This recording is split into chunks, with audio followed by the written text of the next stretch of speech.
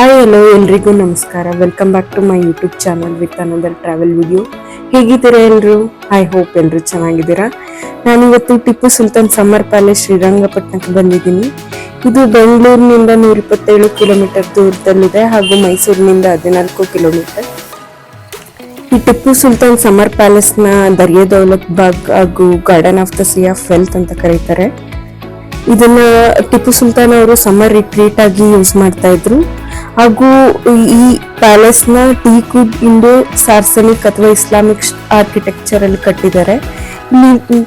ಇಲ್ಲಿನ ಗೋಡೆಗಳು, ಕಂಬಗಳು, ಮೇಲ್ಛಾವಣಿಗಳು ಇದನ್ನೆಲ್ಲ ನೋಡಿದ್ರೆ ಇದನ್ನೆಲ್ಲ ಇಂಡೋ ಇಸ್ಲಾಮಿಕ್ ಸ್ಟೈಲ್ ಅಲ್ಲೇ ಕಟ್ಟಿದ್ದಾರೆ.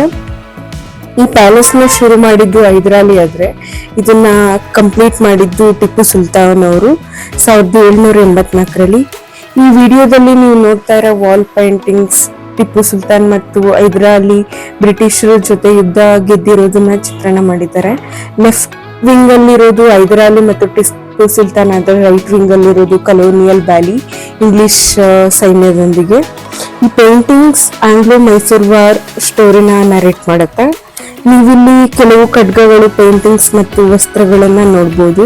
ಇದು ಟಿಪ್ಪು ಸುಲ್ತಾನ್ ಅವರು ಹೈದರಾಲಿ ಅವರು ಯೂಸ್ ಮಾಡ್ತಿದ್ದ ವಸ್ತುಗಳಾಗಿದೆ. ಹಾಗೆ ಇದನ್ನ ಇಲ್ಲಿ ಪ್ರಿಸರ್ವ್ ಮಾಡಿ ಕೂಡ ಇಟ್ಟಿದ್ದಾರೆ. ಇಲ್ಲಿ ನೀವು ನೋಡ್ತಿರೋ ಪೇಂಟಿಂಗ್ಸ್ ಎಲ್ಲ ಬ್ರಿಟಿಷ್ ಅಧಿಕಾರಿಗಳು ಅವಾಗಿನ ಕಾಲದಲ್ಲಿ ಶ್ರೀರಂಗಪಟ್ಟಣ ಹೇಗಿತ್ತು ಅನ್ನೋದನ್ನ ಪೇಂಟಿಂಗ್ ಮಾಡಿ ಇಟ್ಟಿದ್ದಾರೆ. ಟಿಪ್ಪು ಸುಲ್ತಾನ್ನ ಬಟ್ಟೆಗಳು, ಕಾಯಿನ್ ಅವಾಗಿನ ಕಾಲದಲ್ಲಿ ಅವ್ರು ಯೂಸ್ ಮಾಡ್ತಿದ್ದೆಲ್ಲ ಇಟ್ಟಿದ್ದಾರೆ. ನೀವೀಗ ಹೊರಗೆ ಬಂದರೆ ಇಲ್ಲಿ ನೋಡ್ತಾ ಇದ್ದೀರಲ್ಲ, ಅದೆಲ್ಲ ಸಿಡಿ ನಿಂತಿಕೊಂಡಿದ್ದಾರೆ ಅವಾಗಿನ ಕಾಲದಲ್ಲಿ ಯೂಸ್ ಮಾಡ್ತಾ ಇದ್ದಿದ್ದು. ಹೊರಗಡೆ ಬಂದು ನೋಡಿದ್ರೆ ನೀವು ಗಾರ್ಡನ್ ಕೂಡ ನೋಡ್ಬೋದು, ತುಂಬ ಸುಂದರವಾಗಿದೆ. ಇಲ್ಲಿ ಕೆಲವು ಗಿಡಗಳನ್ನ ಪರ್ಷಿಯಾದಿಂದ ಕೂಡ ತರಿಸಿ ಹಾಕಿದ್ದಾರೆ ಟಿಪ್ಪು ಸುಲ್ತಾನ್ ಅವರು. ಇದಿಷ್ಟು ಟಿಪ್ಪು ಸುಲ್ತಾನ್ ಸಮ್ಮರ್ ಪ್ಯಾಲೇಸ್ ಆಗಿತ್ತು. ನಿಮ್ಗೇನಾದರೂ ನನ್ನ ವಿಡಿಯೋ ಇಷ್ಟ ಲೈಕ್ ಮಾಡಿ, ಶೇರ್ ಮಾಡಿ, ಸಬ್ಸ್ಕ್ರೈಬ್ ಮಾಡಿ. Thank you.